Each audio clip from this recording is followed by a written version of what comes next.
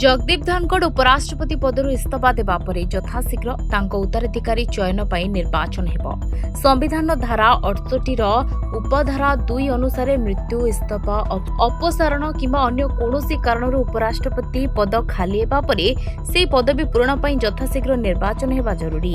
ए पद पर निर्वाचित व्यक्ति दायित्व ग्रहण करने दिन ठारू पूरा 5 वर्ष पर्यंत पदरे रहिबे। तेज सूचना मिली जे आज किंबा आगामी 24 घंटा मध्य भारतीय निर्वाचन कमिशन ए प्रक्रिया आरंभ कर संभावना रही। नूतन उपराष्ट्रपति निर्वाचन प्रक्रिया गोटे मास मध्य समाप्त हेबो बोली आशा एपर्यंत कौनसी सरकारी विज्ञप्ति जारी होइनी। सूचनायोग्य सोमवार संध्यारे चिकित्सागत कारण दर्शाई धनखड़ उपराष्ट्रपति पदर इस्तीफा देइथिले। से राष्ट्रपति द्रौपदी मुर्मू निकटकू तांकर इस्तीफा पत्र पठाई कहिथिले जे स्वास्थ्य उपरे ध्यान देबा पई से निज पदर इस्तीफा देउछन्ति। एहापरे मंगलवार राष्ट्रपति तांको इस्तीफा को ग्रहण करथिले। तेबे केही भाबि नथिले धनखड़ एभଳି एक निष्पत्ति नेबे, कारण 11 दिन पूर्व से स्पष्ट करथिले जे 2027 रे ही से अवसर नेबे। एक कार्यक्रम रे जोग देई से स्पष्ट करथिले।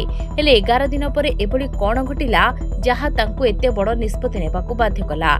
से प्रश्न एबे समस्तଙ୍କ मनरे। स्वास्थ्य जत्न को अग्राधिकार देबार कारण से देइथिले बिहाको विश्वास करिबा अनेकंको पई कष्ट। एबे काहाकू देशर उपराष्ट्रपति कराजिबो ता उपरे रहिछि समस्तଙ୍କ नजर।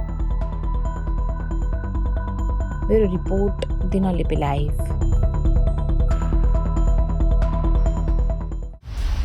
दिनलिपि लाइव को एबे ही लाइक शेयर सब्सक्राइब करंतु।